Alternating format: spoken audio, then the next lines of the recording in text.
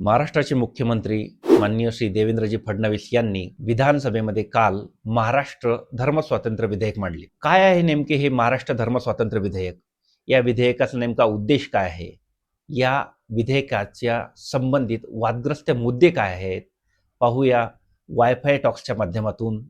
नमस्कार, मी प्राध्यापक राजेंद्र घोराडे आपलं स्वागत करतो वायफाय टॉक्समध्ये।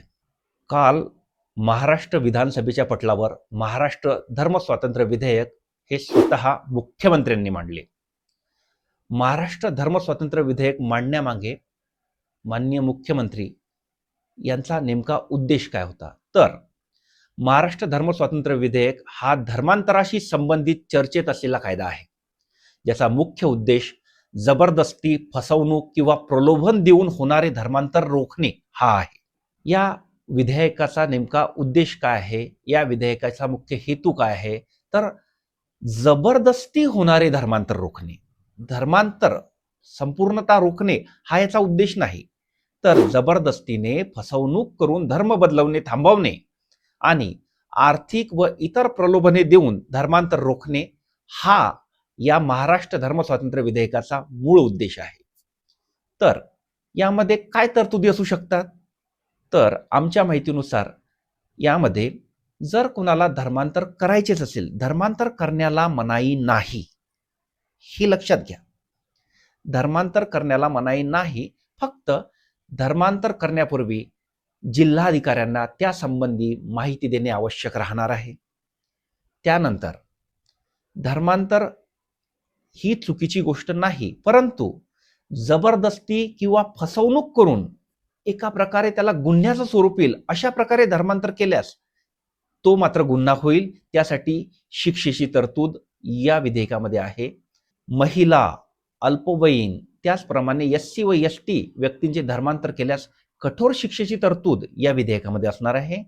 आणि केवळ लग्नासाठी केलेले धर्मांतर या विधेयकाअंतर्गत संशयाच्या कक्षेत येऊ शकणार आहे। काही राजकीय गट हे विधेयक लव जिहाद रोखण्यासाठी आवश्यक मानतात। या विधेयकाशी संबंधित नेमके वादग्रस्त मुद्दे काय आहेत यावर आपण आता विचार करूया। मग काय आहेत या विधेयकाशी संबंधित वादग्रस्त मुद्दे? तर या विधेयकावर मुळातच मोठा वाद आहे। या विधेयकाचे समर्थन करणारे जे आहेत त्यांच्या मतानुसार जबरदस्ती धर्मांतर थांबवण्यासाठी व दुर्बल घटकांचे संरक्षण करण्यासाठी हे विधेयक अतिशय आवश्यक आहे। तर या विधेयकाला विरोध करणाऱ्यांचे मत काय आहे?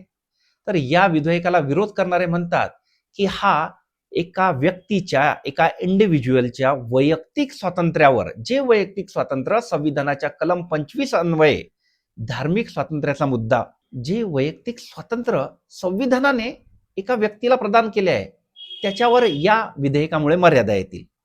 दुसरी गोष्ट म्हणजे प्रेमविवाहामध्ये हस्तक्षेप होण्याची भरपूर शक्यता या विधेयकामुळे निर्माण झाली आहे। थोडक्यात महाराष्ट्र धर्मस्वातंत्र्य विधेयक हे जबरदस्तीच्या धर्मांतराला आळा घालण्यासाठी तयार केले जाणारे कायदे आहे, पण त्यावर वैयक्तिक स्वातंत्र्य आणि सामाजिक परिणाम यामुळे मोठी चर्चा आणि वाद सुरू आहेत। महाराष्ट्र धर्मस्वातंत्र्य विधेयक ही काळाची गरज आहे का? तर महाराष्ट्रात धर्मांतराच्या नावाखाली सुरू असलेली फसवणूक, जबरदस्ती आणि प्रलोभनाच्या घाणेरड्या खेळाला पूर्ण विराम देण्याची वेळ आली आहे असे सत्ताधारी पक्षाकडून म्हटले जाते।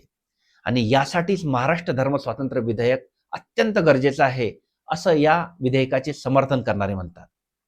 मग हे विधेयक यावं आणि हे विधेयक येऊ नये यासाठी देशात काय चाललंय हे पाहण्याचं गरजेचं आहे।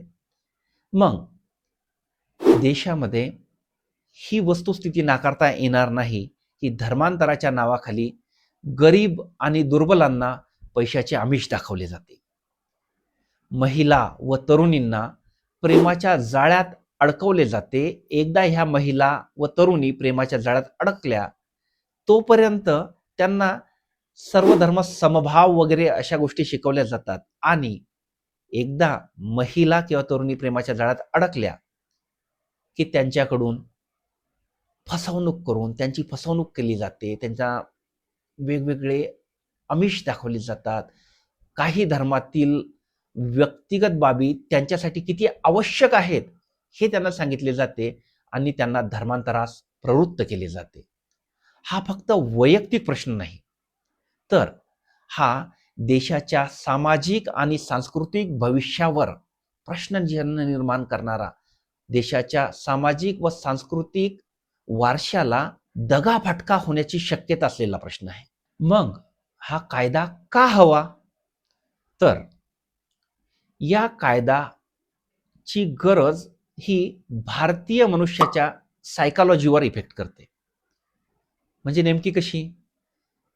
हेल्मेट घालणे हे प्रत्येकाच्या वैयक्तिक जीवाशी, वैयक्तिक स्वातंत्र्याशी संबंधित जर ठेवले तर लोक हेल्मेटच घालत नाही. परंतु समोर कुठेतरी पोलीस उभा आहे आणि ते हेल्मेट न घातलेल्या लोकांना दंड आकारत आहेत असे कळले तर लोक हेल्मेट घालतात.